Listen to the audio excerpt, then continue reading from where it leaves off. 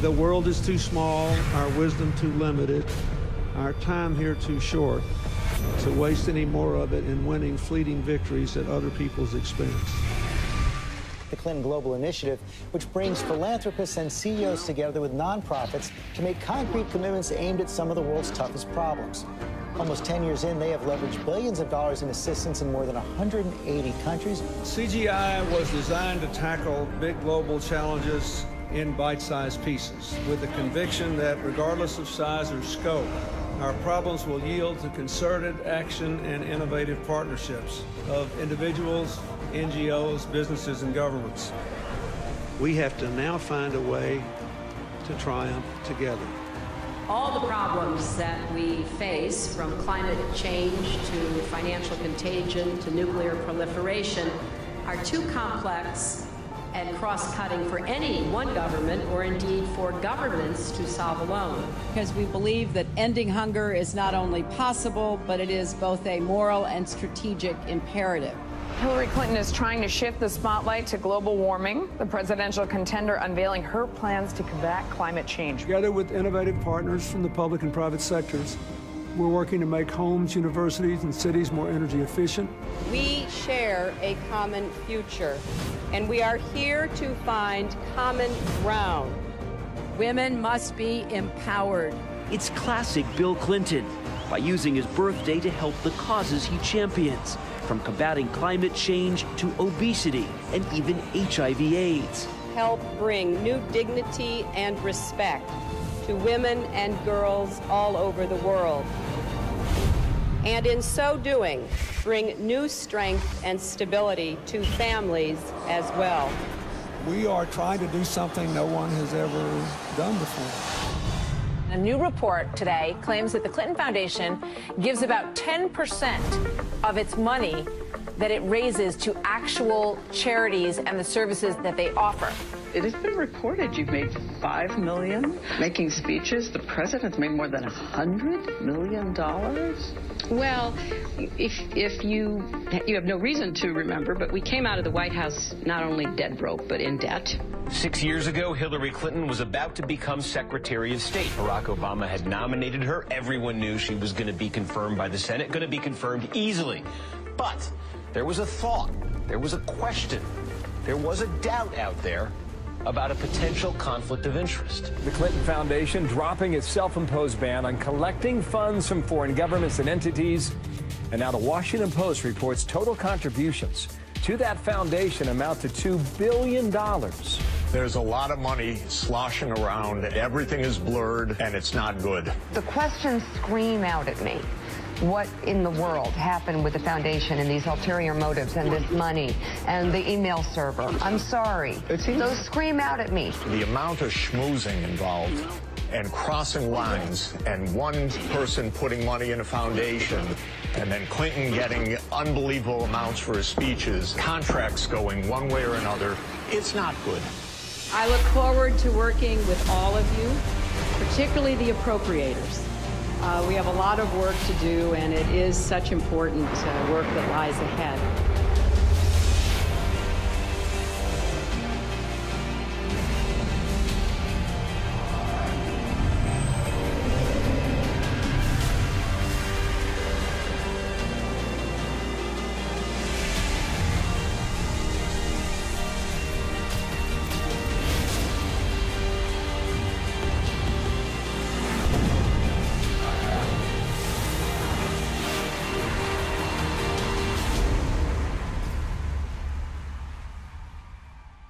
We did this with a very simple strategy.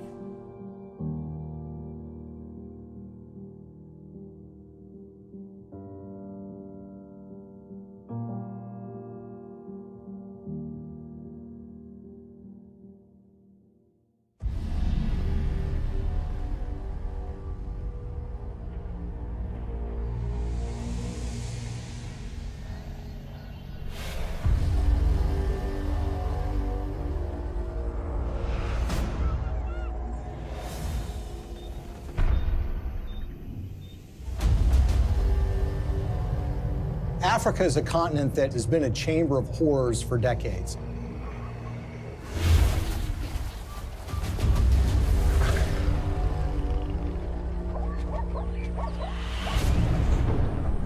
it's really not the fault of the African people. It's largely a result of the kind of system that's been perpetuated there. You have these oligarchs which dominate these countries that oftentimes have natural resources that can be very lucrative. And these oligarchs strike deals with foreign corporations or foreign governments who in effect prop them up and put them in power. And in exchange, these oligarchs give these entities access to rich mineral deposits. And the Clintons, you would expect to be opposed to this sort of thing, and that's at least what their language does. Our countries have deepened our cooperation on many issues, including good governance and transparency, energy, regional security, and advancing peace and development in the Niger Delta. The problem is, their words are different from their actions. Rwanda has clearly taken an impressive trajectory of development, and the people here still think Kagame is the man to take them to another level.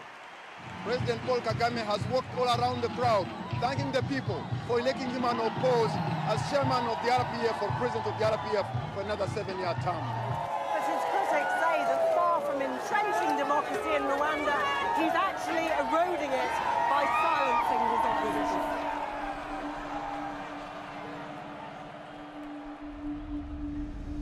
Paul Kagame has been praised by Bill Clinton and the Clinton Foundation. But the fact of the matter is Paul Kagame has a terrible human rights record. He's accused of aiding military operations in the neighboring Democratic Republic of Congo, and that actually forced the recruitment of child soldiers. The UN has identified him as being involved in activities that entailed massive human rights violations. The newer opposition parties that have been formed in the last year or two have one by one been silenced or otherwise excluded from the race. And individuals, not only politicians but even journalists, for example, and other Rwandans who may have views different from those of the government, have found themselves at the receiving end of what has become quite a violent campaign of intimidation. Well, Paul Kagame is a friend of Bill Clinton's. I want to say a special word of appreciation for the leadership of President Kagame. I'm greatly humbled to receive this Clinton Global Citizen Award. He's actually given awards by Bill Clinton for his conduct as the leader of that country, and they regale him as a great military leader. This is the sort of legitimization that we don't want of these kinds of dictators and leaders. That's the kind of legitimization that the Clintons have engaged in. And they've done it in a way that creates commercial opportunities for donors and friends and allies who want to do business in Africa.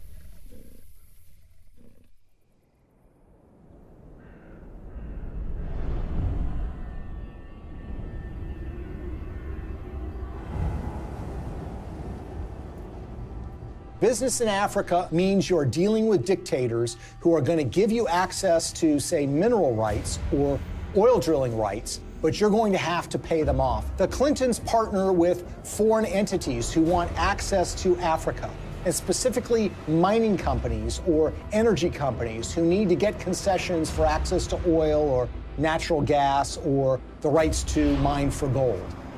Those two make a powerful alliance because these companies will give money to the Clintons, either in the form of speaking fees or in the form of donations to the Clinton Foundation. And the Clintons will then, in effect, do their bidding before the halls of power and corridors of power in Africa. And they will go to foreign governments and encourage them to do business with individuals who are putting money in their pocket. And this leads to some amazing fits of behavior that, in a way, are just reminiscent of 19th century colonialism. A perfect example of this is Ambassador Joe Wilson. Joe Wilson is a longtime friend of the Clintons. In fact, he endorsed Hillary Clinton in the 2008 presidential election. And it was also thought that he might become a senior official in Hillary Clinton's State Department. But the fact of the matter is Joe Wilson was up to something far more nefarious during Hillary Clinton's tenure as Secretary of State. In 2009, shortly after she became Secretary of State, when Wilson was the vice chairman of a company called Jarch Capital, they took out a 50-year lease on 400,000 hectares in South Sudan. South Sudan was in the middle of a civil war, and this lease was actually signed with warlords who were involved in the civil war. These individuals who were engaged in massive human rights violations, including the massacre of opponent tribes. And basically what Joe Wilson was engaged in was something called investing in sovereignty changes. They were basically cutting deals, lucrative deals, worth potentially hundreds of millions of dollars with these warlords. And the expectation was simple. These warlords would take power, then they would give them access to these lands where they could make huge amounts of money exploring for natural gas, exploring for oil, and for mineral rights. Ambassador Joe Wilson isn't the only Clinton friend and foundation donor who was working in war-torn countries. Swedish mining investor Lucas Lundin has pledged $100 million to the Clinton Foundation. He did that in 2007. And his most lucrative mining operations are in the war-torn country of the Democratic Republic of Congo. This is a country that perhaps has the most horrific human rights situation on the face of the earth. By the time Lucas Lundin made his $100 million pledge to the Clinton Foundation, his Congo operation was making, quote, staggering profits, end quote, according to his own financial statements. His overall capitalization was $20 billion. But for those profits to remain staggering, U.S. policy under Hillary Clinton had to remain unchanged. That's a problem. Hillary Clinton, as a senator back in 2006, supported something called the Congo Relief, Security, and Democracy Promotion Act. As the law's name implied, the goal was to bring reform to Congo. That's not something that Lucas Lundin would want. So in 2009, when Hillary became Secretary of State, she reversed course 180 degrees and went from supporting reform in Congo to supporting the status quo, which is exactly what Lucas Lundin would want, who of course had committed $100 million to the Clinton Foundation. But Congo isn't the only scandal-plagued country where Clinton benefactors have made millions. Africa's most populous nation, Nigeria, is full of promise, but fulfilling that promise is sometimes a struggle. Plagued by corruption and mismanagement, the resource-rich country has a poverty rate of over 50%. Look at a country like Nigeria, which is really a cesspool of corruption. In fact, people will say it is perhaps the most corrupt country in the world. It's rich in natural resources, it produces a lot of oil, but that money never trickles down to the people. It goes to the oligarchs who run the country, who oftentimes take that money and put it in Swiss bank accounts in a way that, of course, the people of Nigeria can never benefit from. And you see, there's a federal law in the United States which says if foreign governments that receive U.S. assistance aren't transparent in how they spend that money, that they will not be able to get U.S. foreign assistance anymore. It's about transparency. But there's a way around that law. You can get a waiver from that law. How? By getting the U.S. Secretary of State to grant you a waiver. We intend to remain very supportive on your reform efforts. Thank you for mentioning the work we did together on the elections. We're also very supportive of the anti-corruption reform efforts, more transparency, and the work that you and your team is also championing, because we really believe that the future for Nigeria is limitless. So in the case of Nigeria, they receive hundreds of millions of dollars in U.S. foreign assistance. They've not made progress in being more transparent. And of course, they've gotten exemptions from Hillary Clinton while she was Secretary of State. What's so curious about this is what was happening commercially to the Clintons while this was going on. Bill Clinton, for the first time ever, gets paid highly lucrative speeches in Nigeria, which had never happened before.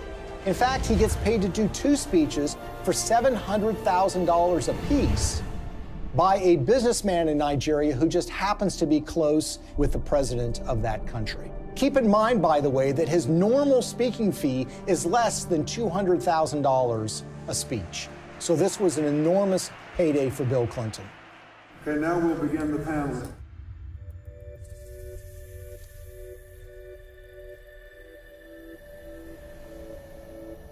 One of the pinnacles of power in that country is a gentleman named Gilbert Chagoury. Gilbert Chagoury, who has committed $1 billion to the Clinton Global Initiative, is connected to another individual in the Clinton orbit. That would be Mark Rich, the billionaire who was on the FBI's 10 most wanted list that was suddenly and surprisingly pardoned by Bill Clinton in 2001. Mark Rich, you might recall, is somebody who was trading oil with the Ayatollah Khomeini of Iran at the same time that the Ayatollah was holding 50 Americans hostage. He also had a long history of busting UN sanctions by trading oil with the apartheid regime in South Africa and a whole host of other nefarious governments. Well, Gilbert Chagoury, the high Clinton donor, was business partners with Mark Rich. Together, they sopped up oil assets in Nigeria and sold them on the oil market for the benefit of a corrupt individual who was leading Nigeria at the time, named General Abacha. Abacha smuggled, by some estimates, $4 to $8 billion out of the country and put them in European bank accounts. Gilbert Chagoury was indicted and convicted in Europe for helping him to do that. He was charged for aiding and abetting a criminal enterprise and on money laundering charges. And the suffering that ends up being done here is by the people of Nigeria, who see their leadership getting a pass from the United States. The elites in those countries are getting rich, the Clintons are getting rich, and the money somehow never trickles down to the people of Nigeria. Sadly, this theme of resources not trickling down to those most in need is a common one when it comes to the Clintons.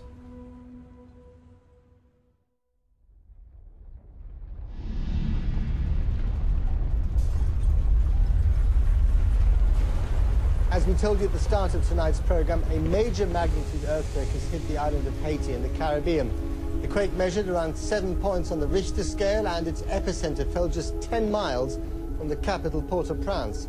Haiti's ambassador to the U.S. has described the event as a catastrophe of major proportions. So far, we have no information regarding the casualties. The war is coming to an end! It was a big earthquake. It lasted like 15 seconds, I think. Probably the most devastating humanitarian crisis that Hillary Clinton faced during her tenure at the State Department was the tragic earthquake in Haiti. It happened in January of 2010, and literally in a matter of seconds, 250,000 people were estimated to have died, and a large portion of the Haitian infrastructure and economy was just decimated. It was a crisis on a massive scale. The United States is offering our full assistance to Haiti and to others in the region. We will be providing both civilian and military disaster relief and humanitarian assistance, and our prayers are with the people who have suffered, their families, and their loved ones. In the days and weeks that followed the earthquake in January of 2010, Hillary Clinton made visits to Haiti. And here's the latest on Haiti. U.S. Secretary of State Hillary Clinton arrived in Port-au-Prince just about an hour ago. She is the highest-ranking U.S. official in Haiti right now since Tuesday's earthquake. She's meeting with Haitian leaders and international officials to discuss the rescue and relief efforts. In fact, on her first visit, which occurred days after the earthquake, they literally had to stop traffic going in to the airport at Port-au-Prince. There, of course, were relief supplies that were being flown in, but that traffic was stopped so the Secretary of State could come and assess the damage. There is a perception, and there have been complaints or reports of bottlenecks, that there's a lot of aid coming in, but it's very hard to get it out to the people who need it. That's just not true. The aid is coming in, we're getting it out, there's just not enough of it yet. She flew in with her political aides on a large federal airplane. She landed at the airport. She made a large press conference, made statements about her commitment to rebuilding this country, and then she was soon whisked away, headed back to Washington, D.C. Theirs is a city in ruins, a country which can do little but wait for help to arrive. The international community responded in the way that you would expect it to. That is, large amounts of money were committed, up to $13 billion from international relief organizations. And of course, you had the official role of the State Department, which would be point on U.S. taxpayer dollars going to Haiti for the purposes of relief. I want to assure the people of Haiti that the United States is a friend, a partner, and a supporter. Hillary Clinton's State Department would oversee the reconstruction effort, with Chief of Staff Cheryl Mills responsible for the allocation of U.S. tax dollars through USAID. And Bill Clinton, already appointed Special Envoy to Haiti for the United Nations, was named co-chair of the Interim Haiti Recovery Commission, along with a former Haitian Prime Minister. I hope that it will be rebuilt in a much stronger and more sustainable way, and I think the Haitians want that. So this was clearly a Clinton operation from the beginning. Now, the Haitians had their own ideas about how best to rebuild their country. They wanted new roads. They wanted buildings rebuilt. And that's what you would expect. This is how you recover from an earthquake.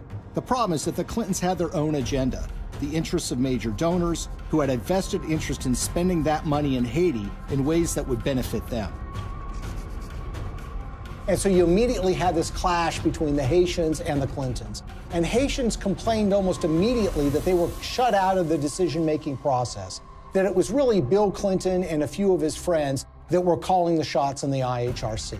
And they made some monumentally bad decisions that not only didn't benefit the Haitian people, but ended up putting money in the pockets of major Clinton donors who had economic stakes in Haiti. We have been united behind a single goal: making investments in this country's people and your infrastructure. So it's a classic example of what some people call disaster capitalism. Disaster capitalism in that a natural disaster creates opportunities for rebuilding to take place, but also for self-enrichment to take place. And if you look at the Clintons and the promises that were made and the results that actually followed, it is a tragic story of crony capitalism gone awry.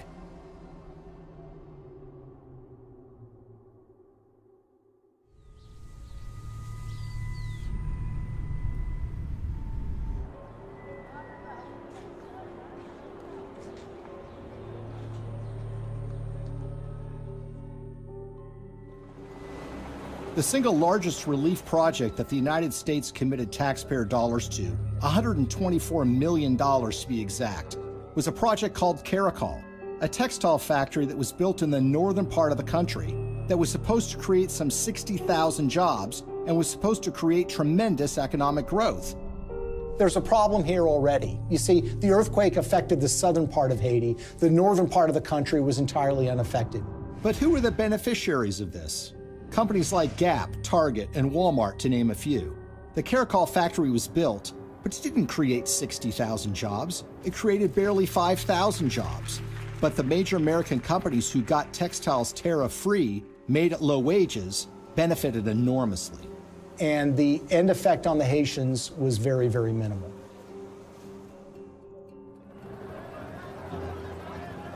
If you look at some of the infrastructure projects that were undertaken, the Clintons had very grand plans to build large tracts of homes, and there were contractors that were selected for those projects. Sometimes the contractors had experience, sometimes they did not. There's one company in Florida that spent $1 million getting equipment into Haiti. They had experience in disaster relief, but according to the owners of that company, they only made a small donation to the Clinton Foundation. And guess what? They didn't get any relief contracts. On the other hand, the contractors who did win the awards were given the opportunity to build homes, and in some instances were supposed to build tens of thousands of homes for Haitians. They ended up building a fraction of that. For instance, the New Settlements program was supposed to build 15,000 homes for $53 million. Instead, it built 2,600 homes, less than a quarter of the original estimate, for $90 million, or $47 million over budget. And they got away with it. So you had contracts going to these relief organizations that were also involved with the Clinton Global Initiative. And you had this one organization, Dahlberg, that was supposed to do an assessment for relocating people that suffered from the earthquake. They determined that people should be moved to a site that happened to be on a cliff that was highly unstable. USAID's Inspector General reviewed Dahlberg's recommendations and found them basically unusable. One member of the USAID shelter team was quoted by Rolling Stone magazine as saying that the recommendations were so bad, it looked like the team never even got out of their SUVs. Another person said that only one of the people that was sent to Haiti by Dahlberg actually spoke French. Telecom mogul Dennis O'Brien is one of the world's richest people, and he's finding opportunities in the poorest country in the Western Hemisphere. The Irish billionaire is the largest private investor in Haiti through his company Digicel, and he's now leading the Clinton Global Initiative efforts down in Haiti. Probably no one came out better in the Haitian reconstruction effort than an Irish billionaire named Dennis O'Brien. He was a Clinton Foundation donor, giving them between $5 and $10 million. He helped arrange speeches for Bill Clinton, too. The interest of the Obama administration, particularly the former Secretary of State Hillary Clinton, you know, all the different things that have happened to help Haiti get up off the floor have been led by the U.S. And he was the owner of something called Digicel, which is a cell phone company at the time of the earthquake. As part of that relief effort, the State Department run by Hillary Clinton wanted to fund a mobile money transfer service that would allow Haitian citizens to transfer and receive money on their phones. Well, Digicel applied to be the recipient of that grant money. 4 weeks after their application, Digicel actually sponsored a speech for Bill Clinton in Jamaica, and they paid him $225,000. And as it turns out, within 4 months of that speech, Digicel would receive the first installment of that grant money. The earthquake actually has been great for Digicel and Dennis O'Brien. More than 4 years since a magnitude 7.0 earthquake devastated Haiti, and outrage there is growing over the largely failed reconstruction effort, despite the hundreds of millions of dollars in aid that has been collected and spent by the IHRC, the Interim Haiti Recovery Commission. So whether you're talking about housing or cell phones, you see that the people that are closest to the Clintons have made out very well from the Haitian earthquake. The rest of the country, the ordinary people of Haiti, not so much. Haitian activists staged a protest outside Hillary Clinton's Manhattan office. The demonstrators claim billions of dollars were stolen through the Haiti Reconstruction Commission headed by Bill Clinton. They also say Haiti was used as a cover for foreign governments to funnel kickbacks of possibly hundreds of millions of dollars through the Clinton Foundation.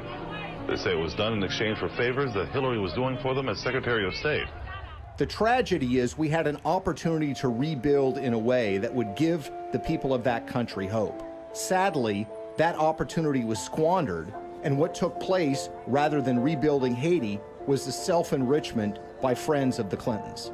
For all of Bill Clinton's talk about building Haiti back better, the fact remains that the most visible evidence of Clinton's role in the recovery isn't the improvement of daily life for everyday Haitians, but the construction of new luxury hotels just miles from the folks who have been living in tarps USAID handed out immediately after the earthquake. We are telling the world of the crimes that Bill and Hillary Clinton are responsible for in Haiti. But while the world eventually lost interest in Haiti's recovery, the influence and connections afforded to donors from the Clinton Foundation appear to have been lessons learned by others. So how much do connections to the Clintons matter when you're talking about Haiti? Consider the case of gold mining.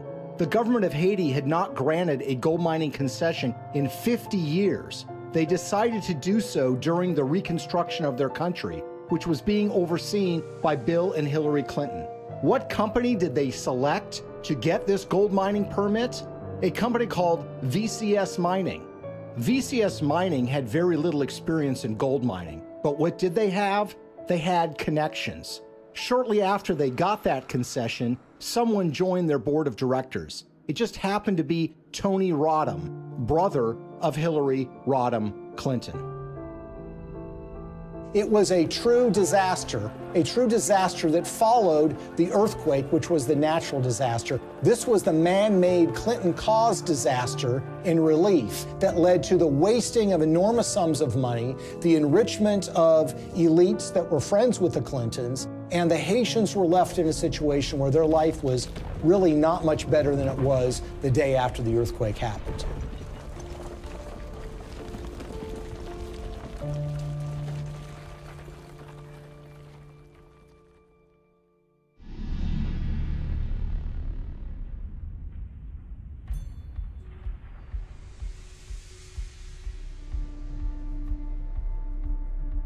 An ambitious pipeline is firing off a war of opinions. Environmental activists marched in Washington today to protest plans for the Keystone XL oil pipeline. A $7 billion project to transport 800,000 barrels of tar sands oil a day from Canada down to the Gulf Coast. In Washington, a showdown on the Senate floor today over the Keystone XL pipeline. The vote to approve the controversial pipe project has big political implications. The pipeline would create 20,000 jobs, but opponents say the environmental risk is too great. One of the touchstones of the climate change debate has been the Keystone XL pipeline. It's designed to carry oil from Canada through the United States to refineries in Louisiana and in Texas. The environmental movement has wholeheartedly rejected this deal from the beginning because they believe that it's going to further contribute to the problems of climate change. Pipeline. 1. We are the people. 2. You can't ignore us. 3.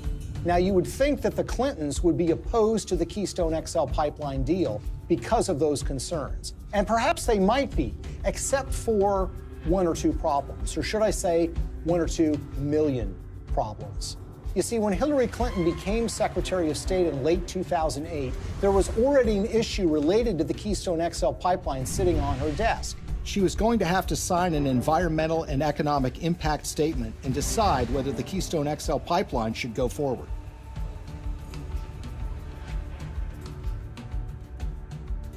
At that precise time, Bill Clinton gets a lucrative offer of nearly $2 million to give 10 speeches in Canada for the first time ever from a company called TD Bank Investment Group.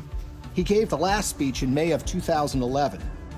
3 months later, Hillary's State Department releases an environmental impact statement that was seen as largely supportive of the Keystone XL pipeline in a way that was massively controversial. Hillary Clinton, in effect, was betraying the environmental movement by greenlighting this deal, when she had in her hands the power to kill this deal in its crib. It was shocking. Organizations like Greenpeace and Friends of the Earth were stunned. They wanted investigations, but everybody was mystified. Nobody could understand why Hillary Clinton would sign off on this deal, particularly when she had been in favor of dealing with climate change, and her boss, Barack Obama, by all indications, seemed to be opposed to this deal as well. It's also a time for a new approach to climate change. We know we've got to deal with global warming. We're seeing the effects of it. We need to invest in clean energy technology today so that we can create new high-paying jobs to protect our environment, to grow our economy, and to finally break our addiction to foreign oil. How did we go from the Clintons being in favor of fighting climate change and dealing with fossil fuel dependence to Hillary Clinton signing off on the Keystone XL pipeline? The evidence that we found was that it was about the money. This was not a philosophical change. This was not a new way of thinking about global warming. This was a way of taking $2 million in cash to essentially buy a decision by the Secretary of State. Why is the TD Bank Investment Group so interesting? Because they just happen to be one of the largest shareholders in the Keystone XL pipeline itself. When we looked at Bill Clinton's pattern of giving speeches, we looked at who was paying him, when they were paying him, and if they have ever paid for a speech before. What's so stunning is that TD Bank had never sponsored a speech by Bill Clinton before. And then suddenly, in late 2008, when Hillary Clinton has been announced to be the Secretary of State, and when sitting on her desk is the matter of the Keystone XL pipeline, they suddenly decide to sponsor these speeches. And when people realized that the Clintons had pocketed about $2 million at the precise time Hillary Clinton was making this decision, it all now suddenly made sense. Because as we've seen repeated over and over and over again, when it comes to the Clintons, you have to follow the money. And in the case of the Keystone XL pipeline, they seem to have abandoned their principles, their commitment, as it was, to combating global warming and dealing with our dependence on fossil fuels.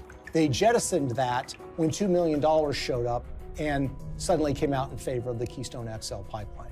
When you see this sort of pattern of behavior, you can't come to any other conclusion that it's a system of pay to play. And again, other entities appear to have picked up on this business model too. Well, Bill Clinton has been paid enormous sums of money over the years to give speeches. On average, he gets a little less than $200,000 per speech. But something happened in late 2008. his speaking fees skyrocketed after he'd been out of office for years. The reason was his wife had become Secretary of State. In fact, 11 of the 13 speeches for which Bill Clinton has been paid $500,000 or more occurred precisely when Hillary was the most powerful diplomat in the world.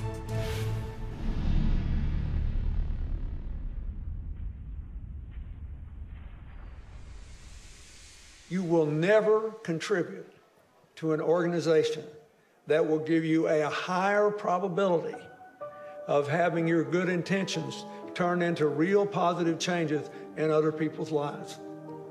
That will give you a better chance than what you've done here tonight.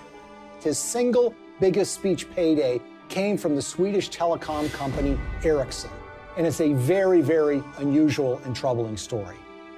Now, Ericsson is a Swedish telecom company that in 2009 and 2010 was in trouble with Hillary Clinton's State Department because Ericsson was selling a lot of telecom equipment to Iran, to Belarus, and to other oppressive governments, about which the State Department was concerned. Ericsson risked being put on a list by the federal government in the United States for trading with an enemy state. There was actually an effort being put forward in Washington to broaden Iranian sanctions to include the very technologies that Ericsson was selling to the Iranian government. So it's against this background that Ericsson decided now might be a good time to hire Bill Clinton to give a speech. They had never paid for a speech by him before, and they decided to go in big, $750,000 for a single speech. 7 days after he gave that speech, Hillary's State Department came out with a statement which said, "We are not going to broaden sanctions on Iran to include technologies like telecom. We're going to rely and expect companies like Ericsson to police themselves." It was a massive win for Ericsson. Ericsson was able to avoid having to deal with a regulatory battle in Washington, giving up contracts that were highly lucrative in these countries, and being put on a list that would create an enormous diplomatic problem for them, all because essentially they paid Bill Clinton to give a speech for $750,000. Will you continue to give speeches? Oh, yeah. I got to pay our bills.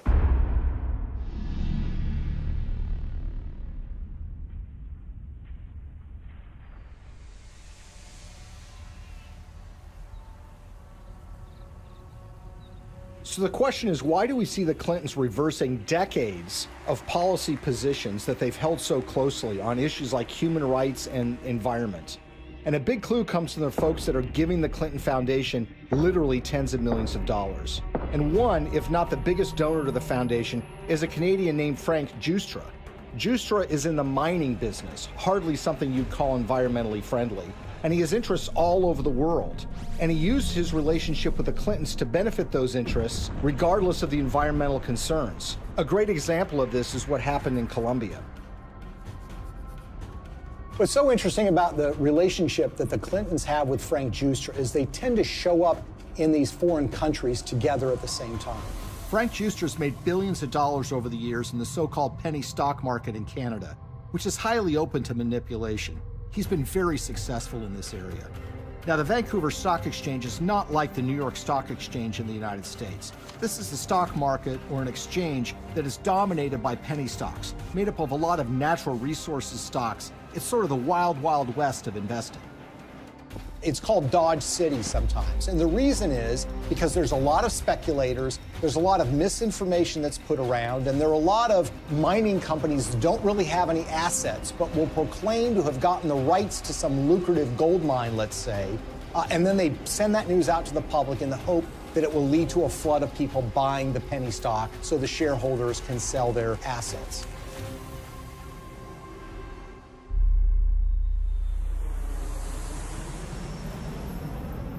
So in June of 2010, Bill Clinton and Frank Giustra fly to Bogota, Colombia. And who arrives there at roughly the same time? Secretary of State Hillary Clinton. The big thing from the news conference was where Bill and Hillary were dining the other night in Bogota. I had a chance to talk to about her dinner experience in the Zona Rosa, and here's what she had to say. Dinner was good? It was excellent in every way. So it was like eating in the States, but eating in Bogota. Well, it was a real treat to be in Bogota and to be with people who love this city so much, including my husband. Now, in her memoirs, Hillary Clinton says that this is just a happy coincidence. But when you see what follows, you realize that this is no coincidence. The following morning, Bill Clinton has a breakfast meeting with the outgoing president of Colombia, President Uribe.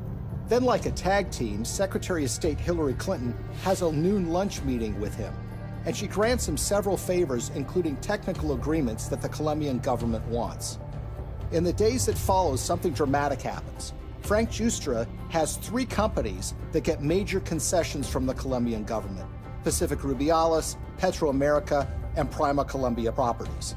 One of those, Prima Colombia Properties, gets a concession to cut timber in a rainforest in Colombia along the Pacific coast. And that timber is not intended to export to the United States, but is intended for export to China. There's an outrage and upset environmentalists who realize what's going on, and eventually that permit is yanked by a future president of Colombia, but not before Frank Giustra's company is able to profit from cutting down these rainforests, which again is a behavior that runs so contrary to what the Clintons profess to be in favor of. We all know that in order to build low-carbon economies of the future, we need sustainable forests. I also know the future of our planet depends on healthy, standing forests. They've talked about the problems of deforestation. They've talked about the problems of the need for successful growing forests to mitigate carbon dioxide in the air. And yet, when this commercial opportunity was presented to a major donor of theirs, they seemed to be very much supportive of that and, in fact, helped to get him those concessions. He deserves the credit for this. This was his idea, not mine, and he raised the money. And it's an astonishing achievement. My job is to make sure that it's not in vain, that he gets the return on his investment and his compassion and his commitment. The Clintons appear to have changed their stance on issues even more significant than the environment, in ways that benefit those who have put money in their pockets.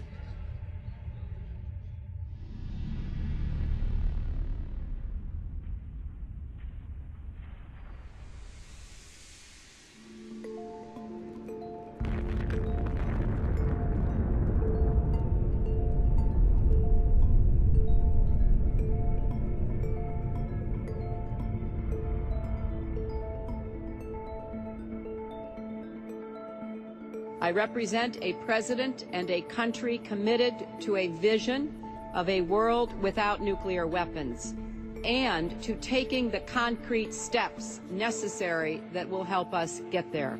The Indian nuclear deal, I think, is so troubling because this is a core national security issue.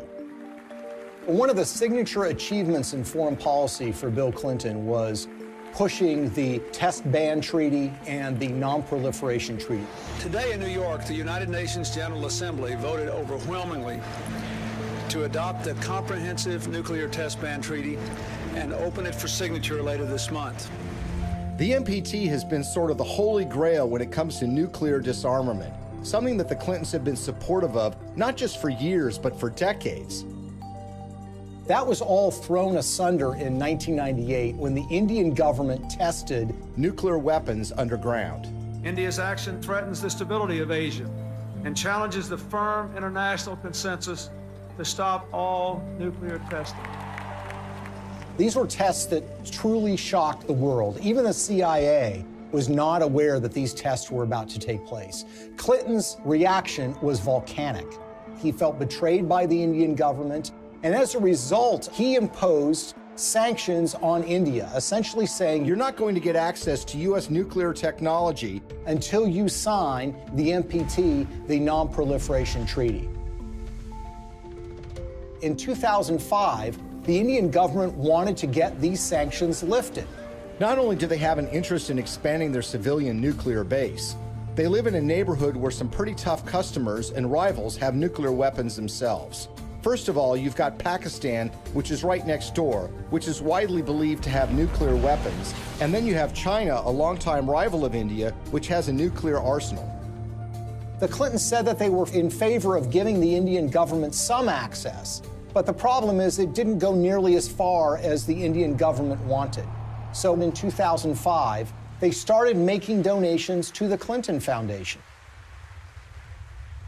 This morning, yet another shady donation to the Clinton Foundation has surfaced, this time tied to a donor from India, apparently a friend of Bill Clinton. We're talking about tens of millions of dollars from Indian interests flowing into the Clinton Foundation. And we're talking about at least hundreds of thousands, if not millions of dollars in speeches that Bill Clinton was paid by interested parties in the Indian nuclear deal. Amassing, according to Clinton disclosures, has given between $1 and $5 million to the Clinton Foundation in the push to get them to support Indian access to nuclear technology. He's a member of parliament who has gotten in fistfights on the floor of the parliament, who's been charged with bribing members of parliament to get certain pieces of legislation passed. You see, the problem is when you ask Amassing, he says it wasn't my money. I don't have that kind of money. I couldn't have given him that amount of money. And in fact, when you look at Indian public records, you see that Amassing doesn't have a net worth anything close to being able to give that amount of money. So where did the money come from? Well, sometimes the most obvious answer is the correct one. Sant Chhatwal is an Indian businessman who has been close to the Clintons for years. He pledged to raise $5 million for her 2008 presidential campaign. And Bill Clinton was at his son's wedding. They actually named him as a trustee of the Clinton Foundation. When Hillary Clinton was first running for the Senate in 2000, Sant Chhatwal was in trouble with a federal agency called the Federal Deposit Insurance Corporation. He basically owed them millions of dollars from unpaid loans. Well, in 2000, Chhatwal throws a fundraiser for Hillary Clinton, and he brings in $500,000. A few months later, with Bill Clinton still president of the United States, Sant Chhatwal's case with the FDIC was abruptly settled for a mere $125,000. So basically, the federal government got pennies on the dollar. He would actually go on to plead guilty for funneling $180,000 in illegal campaign contributions to Hillary Clinton, among others. And no one seems to have made the connection. Well, maybe one reason no one made the connection is because the Clinton Foundation mysteriously erased any mention of Sant Chhatwal from the website once he had admitted to his illegal activity. So here we are years later, and we've got this donation in a guy's name who swears he didn't actually make the donation. And you've got this longtime Clinton benefactor who actually gets the highest civilian award in India because of his role in changing Hillary Clinton's mind on this nuke deal. Sant Chhatwal says he's worked with everybody and even laid the foundation of the Indo-US nuclear deal. So the Indian government says that they've given you this award for your role in pushing the Indo-US nuclear deal forward. How exactly would you describe the role you played in this? Well, I can tell you Indian nuclear power deal. If you look at it, I'm the first one. I laid the foundation. On the eve of the vote in 2008 to approve Indian access to U.S. civilian nuclear technology, Amassing, who barely knows Hillary Clinton, had a 2-hour meeting with her where they discussed the Indian nuclear deal. Amassing says that the dinner meeting resulted in her telling him that she was supportive of the deal and that she was making efforts to make sure that the deal did get through. And lo and behold, by 2008, Hillary Clinton was fully in support and in favor of this policy in a way that was a complete reversal of the position that she had taken before. In other words, the flow of money had led the Clintons to change their positions on the Non-Proliferation Treaty, and specifically, India getting access to U.S. nuclear technology. This was a decision that was wholly out of step, wholly inconsistent with a progressive liberal agenda. Hillary Clinton made a decision of reversing her previous position after the flow of funds to the Clinton Foundation, and her husband gave some speeches in India. But this wouldn't be the last time Hillary reversed herself regarding nuclear weapons technology. Shockingly, Bill and Hillary would end up receiving money from folks that were looking to make something happen a lot closer to home.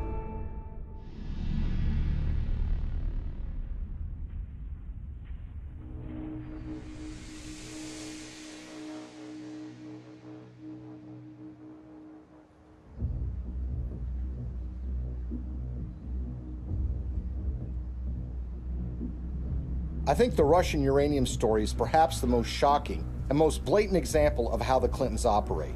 This is a story about the Russian State Nuclear Agency, American uranium, $145 million in cash, and the Clintons. At the end of the day, this is a story about buying influence and selling influence. The Clintons are the sellers of influence, the Canadian investors and the Russians are the buyers. Bill Clinton had gone to the Central Asian country of Kazakhstan in 2005 with Frank Giustra. Kazakhstan is a country that's been run since the collapse of the Soviet Union by a dictator named Nazarbayev, who shuts down political opposition and tortures political opponents. The ostensible purpose of the visit to Kazakhstan by Bill Clinton was to talk with Nazarbayev about AIDS, HIV. The problem is Kazakhstan really does not have an AIDS, HIV problem. So that explanation really doesn't make sense. What makes far more sense is that Frank Giustra wanted access to very lucrative Kazakh uranium mines. Kazakhstan is one of the largest producers of uranium in the world. Bill Clinton arrives there with Frank Giustra, and they have a series of meetings with Kazakh officials. There's a press conference where Bill Clinton stands with the dictator of Kazakhstan and he praises the human rights record. He praises that elections are being held in the country, and he even says that Kazakhstan should head up something called the OSCE, which is the Organization for Security and Cooperation in Europe. Think about that for a second. Bill Clinton is saying that a known human rights violator who's been condemned by human rights organizations around the world should head up a human rights organization. They go from a press conference to a dinner where Frank Giustra, Nazarbayev, the dictator of Kazakhstan, and Bill Clinton meet and talk. Well, 2 days after that meeting, Frank Giustra finally gets his uranium concessions worth hundreds of millions of dollars.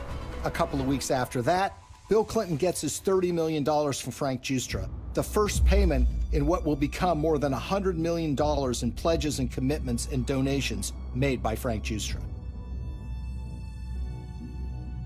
So it's really, in a way, a simple story in that they all are walking away from the table with something that they want. Nazarbayev is getting the legitimacy of an ex-president, saying what a nice and kind leader he is. Frank Giustra gets his uranium concession, and Bill Clinton and his foundation get cold, hard cash. Now let's move to chapter 2 of this story, which is even more sinister. You see, the international uranium market is very competitive. The Kremlin sees dominance and control of the uranium market as a source of national power. Frank Giustra takes that uranium concession he got in Kazakhstan and puts it into a company in a so-called reverse merger, which was one way for a private company to go public to form something called Uranium One. It's a company traded on the stock market in Canada, and they start acquiring uranium concessions in places like Wyoming, Texas, New Mexico, and Utah. And by 2009, they have what is expected to be 50% of future uranium production in the United States. This gets the interest of Vladimir Putin and the Russian government. And in fact, there are State Department cables that were leaked through WikiLeaks, which show that Hillary was aware of the fact that the Russians took great care to try to dominate the international uranium market. Well, the Russians want to buy this asset, and they offer a 40% overprice on the share of the stock. And for this transaction to go through, it has to be approved by the U.S. federal government. Why? Because uranium is regarded as a critical industry in the United States. After all, this is used for our civilian nuclear reactors and goes into nuclear weapons. So it goes before the federal government, where it needs to be signed off by a series of federal agencies, including the Secretary of State, Hillary Clinton. As Hillary Clinton is contemplating this, shareholders in Uranium One, including Frank Giustra, have sent more than $145 million to the Clinton Foundation. The chairman of that company at the precise time is a guy named Ian Telfer, who is also making donations to the Clinton Foundation, as is Frank Holmes, who is another major Uranium One shareholder. And Hillary Clinton, who has a record of opposing precisely these kinds of deals, comes out and says, you know what, I think this is a good deal. Let's let Vladimir Putin take control of what is now 20% of U.S. uranium production. Bill Clinton and Hillary Clinton are the only figures in American politics who are willing to do this deal and who could actually pull it off. because they had a reputation that runs so contrary to what they're doing. I mean, this is what the Clinton Foundation does, right? This is what they talk about politically, their support for human rights, their concerns about proliferation, their concerns about issues related to Russian aggression. There's no doubt that when Putin came back in and said he was going to be president, that did change the relationship. We have to stand up to his bullying. And what's so interesting when you consider this uranium deal are the actions of a small Canadian investment firm called Salida Capital. Salida Capital, in 2010, as this deal was going down, committed to give millions of dollars to the Clinton Foundation, and they also sponsored a speech by Bill Clinton in Canada. Salida Capital is also the name of a wholly owned subsidiary of Rosatom. Who is Rosatom? Well, this is the government agency in Russia that controls their nuclear arsenal, that built nuclear reactors in Iran, and engages in nuclear technology exchanges with rogue countries like North Korea. What this means, in essence, is that the Russian government, specifically Rosatom, was funneling money through a subsidiary directly to the Clinton Foundation. But the payday didn't end there. 4 months before Hillary Clinton's State Department would sign off on the Russian purchase of uranium-1, Bill Clinton got paid $500,000 to give a single speech in Moscow. He was being paid by a firm called Renaissance Capital, which has a long history of association with Russian intelligence services. What makes this speech stand out is not only the timing of when he's being paid, but the amount that he's being paid. You see, the last time Bill Clinton gave a speech in Russia was 5 years earlier. At that time, he was paid about 1/3 of what he was being paid this time. Why is Russian control of 20% of U.S. uranium so troubling? If you're in an era where nuclear weapons are a reality, where nuclear energy is an important component of energy production in the United States, and increasingly around the world, control of uranium is absolutely crucial. And unlike oil or natural gas can be found in so many places around the world, there are precious few places where you can find significant and large amounts of uranium that you can produce on a commercial scale. What we've essentially done is handed this precious resource to Vladimir Putin and the Russian government. They're not only engaged in aggression in places like Ukraine, but they've been very aggressive in fighting American interests around the globe. Russia's not an ally. Russia's not a friend. Vladimir Putin's Russia is a rival of the United States, and yet we've given them control over this precious resource. Uranium, the key mineral in nuclear generation, is a domestic resource. This is what's going to power America. I think a lot of people in Middle America would be surprised to know that the Russian government is doing business in places like Colorado or Wyoming or Utah. These are small mining towns. These are operations that have existed for a while, that have been under the control of American companies or for a while Canadian companies. But it's now Russian companies that control this, and those companies are controlled by the Russian government. Having read through the archives of the KGB, the files that they have been released, I can tell you that they look at the United States as weak and ineffectual. This is a thuggish government that is engaged in massive human rights violations. There are opponents of this regime that have been killed or have disappeared.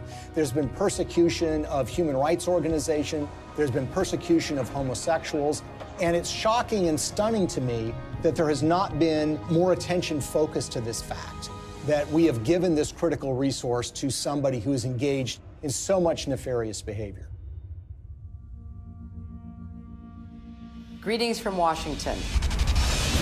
I want to thank all of you for your work to root out corruption that weakens economic development, feeds black markets and organized crime, and undermines the promise of democracy. As we work together to eradicate corruption in our own countries, we should also maintain the highest standards of transparency and accountability in our development efforts around the world. Corruption in emerging markets and fragile democracies undermines the confidence of citizens and investors alike, while responsible governance helps to foster sustainable economic development and political stability.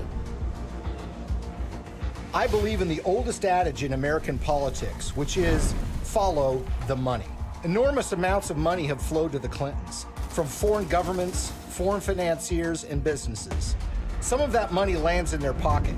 Some of it lands in their foundation. It's a pattern we've seen repeated over and over and over again all around the world.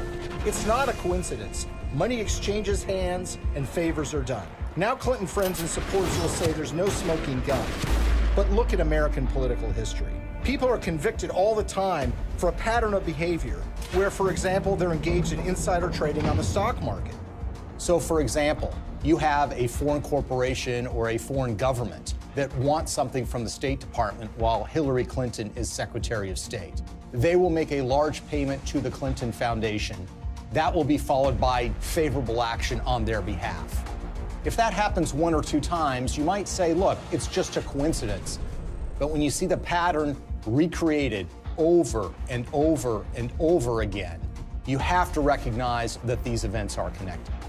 They've created a model for massive self-enrichment that allows you to go into so-called public service, but get extremely rich at the same time. And when friends and allies say that the Clintons aren't really that interested in money, their actions show otherwise. What's so shocking to a lot of people is that making of that money requires them to betray their progressive values, the environment, labor unions, women's rights, human rights. The Clintons are doing business and growing rich with the favor of the very individuals who you would expect to be their political opposites.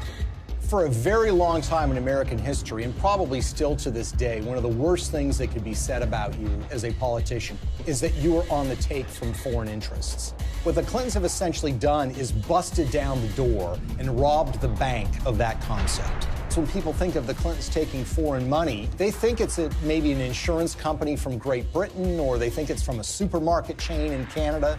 The fact of the matter is a lot of that money comes from the darkest, worst corners of the world. Are countries like Nigeria and Russia in the habit of giving money to politicians and not wanting something back? The Clintons are glad to take this money. It's made them fabulously wealthy. But what has it done for us? Before we had to worry about money from Wall Street and big labor, now we have to worry about it coming from around the world and infecting our politics and damaging our politics, everything from our uranium policy to our human rights policy. Nothing seems to be safe anymore. How is this not corruption? How is this not a crime? With the Clintons, nothing is sacred. Everything is for sale. But we are the ones who are paying the price. Maybe, just maybe, the American people are tired of being sold out.